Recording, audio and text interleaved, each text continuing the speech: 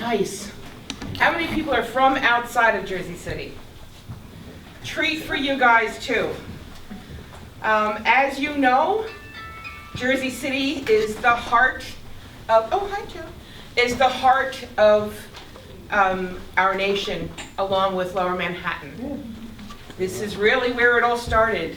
Everybody knows about what happened over there. It happened here too.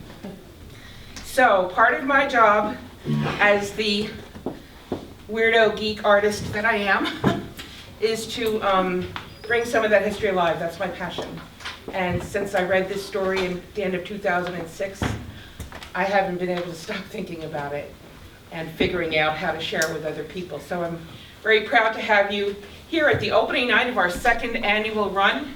I want to thank Father Tom Murphy and St. Paul's Episcopal Church for giving us a creative home. This play would not be happening the way it's happening if it weren't for St. Paul's Church and Father Tom. There's a million other people to thank, but I'm not going to bore you. Let's start the evening's program. Hi, Steve. It's so nice to see people's faces in the audience, people that I know and people that I don't know. So first up on our program this evening is Mr. John Hallinan, Sr. He is a founding and current member of the Jersey City Landmarks Conservancy, and he's going to give you a little introduction about the history of Jersey City. Enjoy.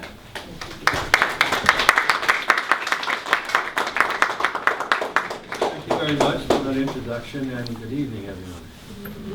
The story of the first European settlement, which would one day grow to become Jersey City, began on September 12, 1609.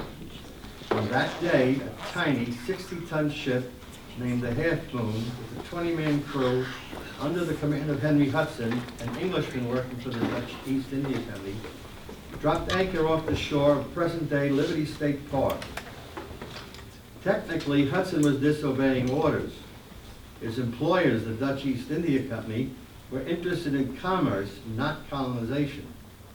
The company sent Hudson across the Atlantic to find the elusive Northwest Passage, a sea lane above present-day Canada that would allow Dutch merchants to reach the riches of the Orient without having to slip past their armed rivals along the Spanish coast and make the perilous journey around South Africa.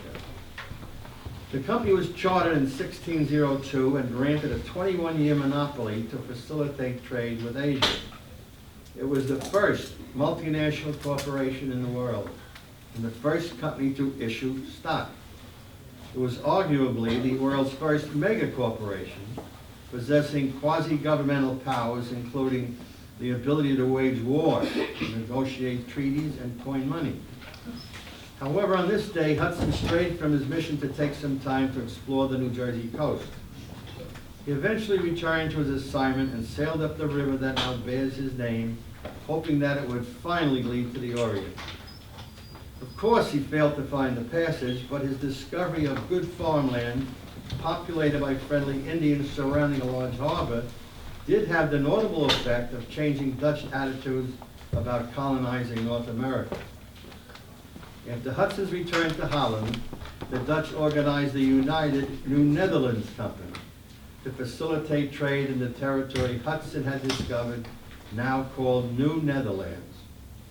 3 years later, a new corporation was established, the Dutch West India Company, and by June of 1623, New Netherlands was established as an official Dutch province with the Dutch West India Company facilitating the process of colonization. That same year, 30 families came to these shores looking to make a life for themselves in the New World. Their first governor was Cornelius Jacobson May, namesake of Cape May. 3 years later, a new governor was appointed named Peter Minuet. He purchased Manhattan Island from the Lenni Lenape for 60 guilders, about $30 today, and he built a fort at the foot of present-day Broadway on Manhattan Island. Naturally, because the leadership of the Dutch West India Company was from Amsterdam, the capital of the new colony became New Amsterdam. By the late 1620s, the company was having a difficult time getting new colonists to come to this part of New Netherlands, as we now know Hudson County. The economy back home was booming, and the economy here in the New World at the same time was largely limited to the fur trade. So to spur development, the company decided to initiate a policy we still continue to this day. It gave out tax abatements. Here's the offer the company made. Here's the offer the company made. Anyone who could get 50 adults to colonize the land west of New Amsterdam within 4 years would be considered a patroon or feudal lord of his own little colony. Each land grant would include either 8 or 16 miles of riverfront and it could extend westward into the countryside for as far as the patroon was willing to govern. The patroon would get full title to the land, the power to appoint local officials, to establish courts, and to appoint judges.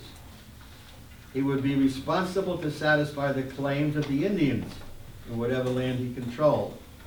And in turn, the company agreed to build a fort, protect the colonists, and import slaves to work the farms. In addition, the patroons were granted an 8-year exemption from taxes, and the settlers given a 10-year exemption. Several Dutch citizens took up the offer, and their names still echo through the Hudson River Valley: Rensselaer, Van Cortlandt. Now enters Michael Paw, Burgermeister of Amsterdam and one of the controlling directors of the Dutch West India Company. He chose a large swath of land directly across from Manhattan, including Staten Island, present-day Hudson County, and part of the present-day Bergen County. He purchased the land from the Indians and had the Indian chiefs join in the deed with the company and the governor of the province. He named the colony after the Latinized version of his last name, Pavonia. In English, this means land of the peacock, hence the mascot of St. Peter's University, the peacock. Paw's grant bears the date of November 22nd, 1630, and is the earliest known conveyance for what is now Jersey City. 1630 is a date on the Jersey City seal. But Paw never set foot here. He sent Michael Paulson to take charge of the colony as superintendent. It is Paulson's name that we get Paulus Hook. Under his leadership, 2 settlements were built in Pavonia. The first settlement was at Communipaw, which stretched roughly from what is now Johnston Avenue on the north to Caven Point on the south, where an indentation of New York Bay called South Cove or Communipaw Bay reached up to what became Phillips Street, just east of the Central Railroad New Jersey tracks along the waterfront. Communipaw Bay was filled in by the railroads in the 1800s. All was well for 9 years until the next Director General, William Kieft, embroiled New Netherlands in Indian warfare that nearly dismantled the colony.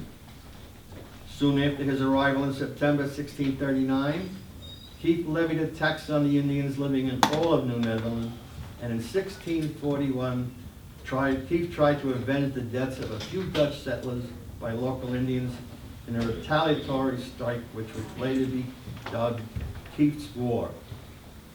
On the night of February 25th, 1643, Kieft ordered an attack on the Indians at Pavonia. Though he told his soldiers to spare the women and children, they ignored his orders and killed 80 Indian men, women, and children.